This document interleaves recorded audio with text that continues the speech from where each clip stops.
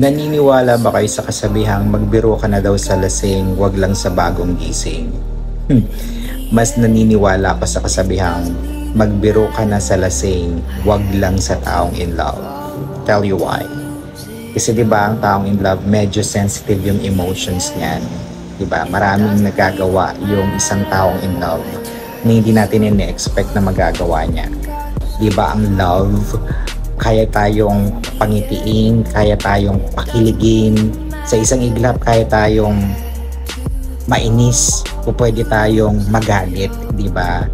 There's so much more na nagagawa ng love sa isang tao. Hindi natin alam kung ano pa yung pwedeng gawin ng love sa isang tao o yung tao in love.